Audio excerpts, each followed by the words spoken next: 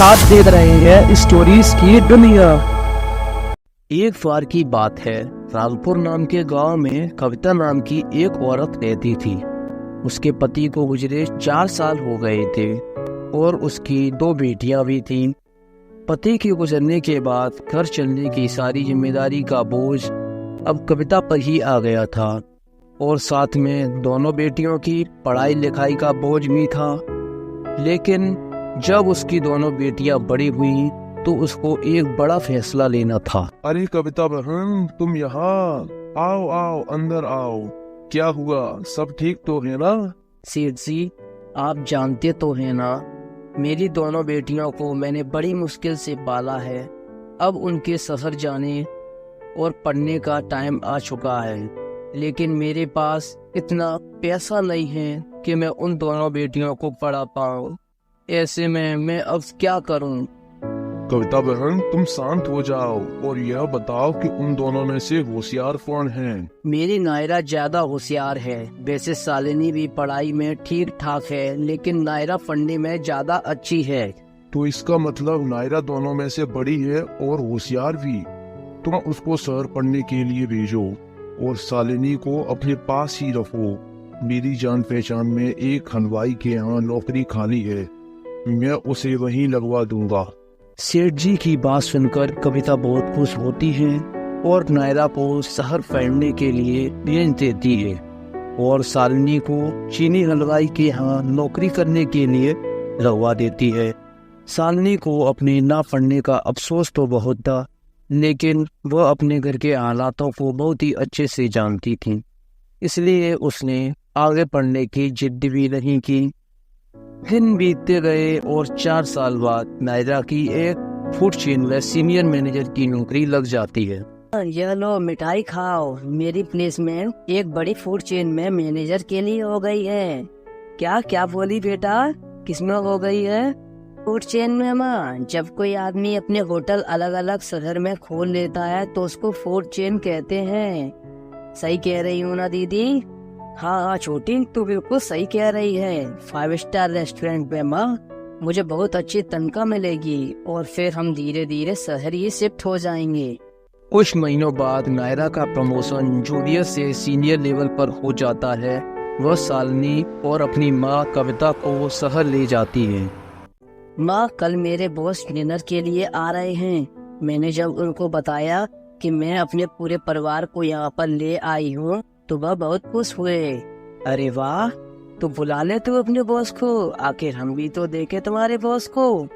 लेकिन माँ, तुम तो बहुत बीमार रहती हो, तो खाना कौन बनाएगा? तुम चिंता मत करो दीदी, जब तुम शहर पढ़ रही थी तब मैंने चीनी हलवाई के यहाँ नौकरी करके बहुत कुछ सीख लिया। तुम देखना, ऐसा खाना बनाओगी कि खाने के साथ उंगलियां भी चाटते रह जाएंगे तुम्हारे बॉस। मगर एक बात का ध्यान रखना शालिनी, बॉस 5 स्टार रेस्टोरेंट के मालिक हैं, खाना उसी के हिसाब से होना चाहिए। दीदी, आप इन सब बातों की जरा भी टेंशन ना लो, बस आप काम पर ध्यान दो। देखना, खाना खाते ही आपकी डबल प्रमोशन। अगले ही दिन शालिनी खूब मन लगाकर बहुत सारे स्वादिष्ट भोजन बनाती है।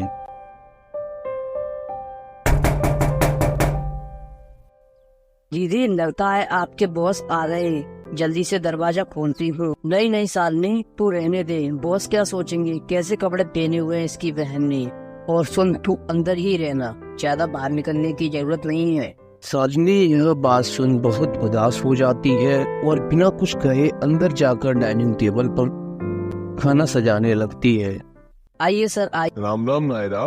राम राम सर, प्लीज बैठिए।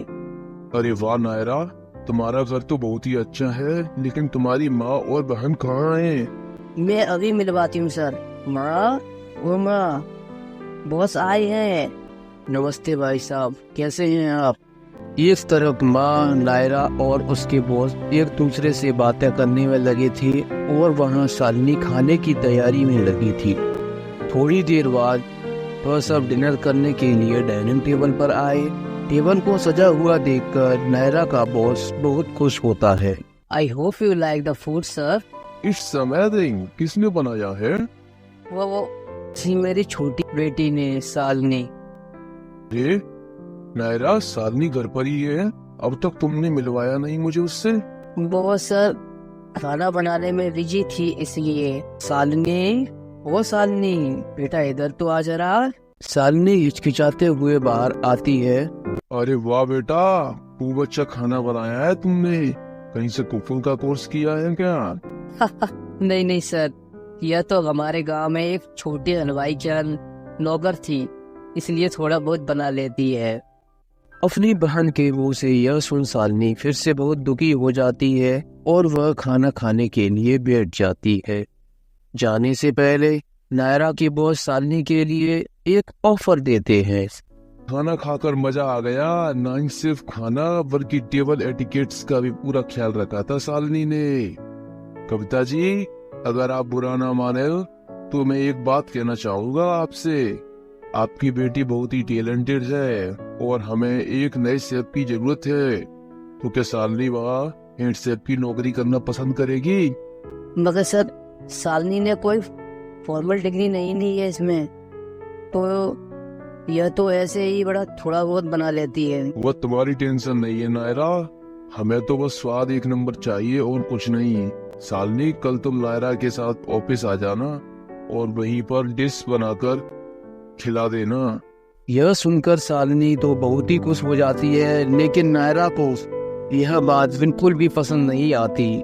अगले दिन शालिनी वहाँ पहुंचकर अपनी डिश बनाने लगती है। यह लीजिए sir, dal baati churma with in Italian twist. बहुत बढ़िया डिश है, इसमें जो पुदीना का फ्लेवर है। क्या सर आपको अच्छी लगी? क्या सर मैं चख सकती हूँ? अरे ये तो बहुत ही अच्छी है। तो फिर क्यों चौंक गई ना? क्या हुआ सर, मैं कुछ समझी नहीं। अब तुम इसे खुद बताओ या मैं बताऊं? वो शालिनी, मैं इस रेस्टोरेंट के शेफ को तुम्हारी डिश में नमक मिर्ची डालने के लिए कहा था ताकि तुम्हें यहाँ नौकरी ना मिले। क्या? और यह बात करते हुए कविता बहन ने तुम्हें फोन पर सुन लिया और मुझे पहले ही इन्फॉर्म कर दिया। इससे पहले कि वह शेफ कुछ कर पाता, मैंने उसे फायर कर दिया। पर दीदी ऐसा क्यों? मैं नहीं चाहती थी कि तुझे भी मेरे जितना पैसा और लाइफ स्टाइल मिले। You are fired Naira. नहीं सर, ऐसा मत कीजिए। मेरी बहन दिल की बुरी नहीं है, आप उसे नौकरी से मत निकालिए। देखा नायरा, तुमने अपनी बहन के साथ क्या कुछ नहीं कहा, फिर भी शालिनी तुमसे कितना प्यार करती है। I am sorry sir, I am sorry Shalini. Naira को अपनी गलती का एहसास हो जाता है और वह दोनों खुशी खुशी रहने लगते हैं।